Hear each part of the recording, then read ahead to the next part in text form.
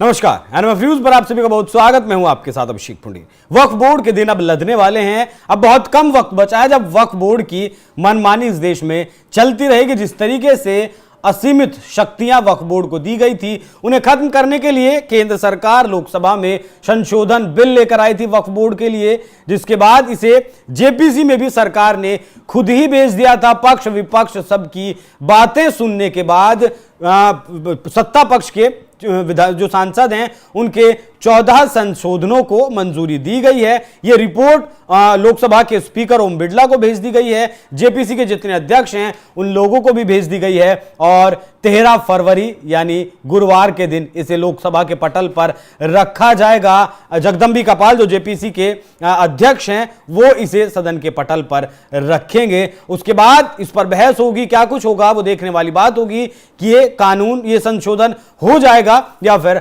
अटक जाएगा। एक बार आप ग्राफिक्स के जरिए समझिए कि पहले इस कानून में क्या कुछ था और प्रस्तावित बिल में क्या है। पहले सेक्शन 40 में रीजन टू बिलीव के तहत अगर वक्फ बोर्ड किसी प्रॉपर्टी पर दावा करता है तो उस जमीन पर दावा करने वाला सिर्फ ट्रिब्यूनल में ही अपील कर सकता है। लेकिन अब नए बिल के अनुसार जमीन पर दावा करने वाला ट्रिब्यूनल के अलावा रेवेन्यू कोर्ट, सिविल कोर्ट या हाई कोर्ट में अपील कर सकता है। वक्फ ट्रिब्यूनल का आखिरी फैसला माना जाता था, उसे चुनौती नहीं दी जा सकती थी। लेकिन अब वक्फ ट्रिब्यूनल के फैसले के खिलाफ हाई कोर्ट में अपील की जा सकेगी। किसी जमीन पर मस्जिद हो या उसका उपयोग इस्लामिक उद्देश्यों के लिए हो तो वो ऑटोमेटिक वक्फ की संपत्ति हो जाती थी।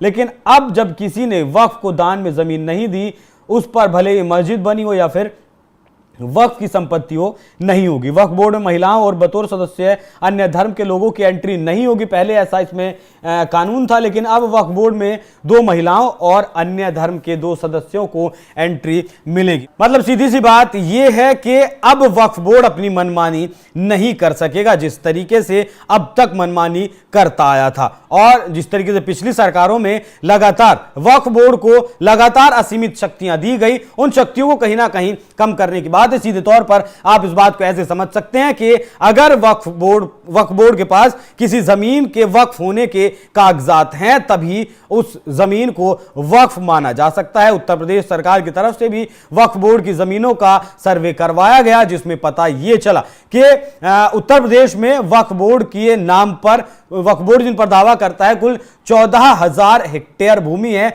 लेकिन जब जांच हुई, सर्वे हुआ तो पता चला कि सिर्फ 3,000 हेक्टेयर भूमि ही वक्फ बोर्ड के नाम है। बाकी की जो 11,000 एकड़ भूमि है वो या तो प्राइवेट है या फिर सरकारी है या फिर उस पर अवैध तरीके से कब्जा किया गया है। लेकिन अब जब अगर यह संशोधन होता है जिस तरीके से सदन के पटल पर रखा जाएगा, विपक्ष ने इसे असंवैधानिक बताया। विपक्ष आज भी इसके खिलाफ में खड़ा है, लेकिन लोकसभा में बीजेपी सरकार के पास एनडीए के साथ बहुमत है। राज्यसभा में क्या कुछ होगा, पहले तो लोकसभा की बात करेंगे। लोकसभा में किस तरीके से सरकार इस बिल को पास करवाती है या फिर से यह बिल अटक जाता है। तो अब कुछ ही घंटे बाकी हैं जब पता चल जाएगा कि वक्फ बोर्ड रहेगा इस देश में या फिर खत्म हो जाएगा। आपकी क्या राय है कि वक्फ बोर्ड में ये जो संशोधन होने हैं ये हो जाने चाहिए या फिर जिस तरीके से वक्फ बोर्ड चलता आया है उस तरीके से चलता रहना चाहिए?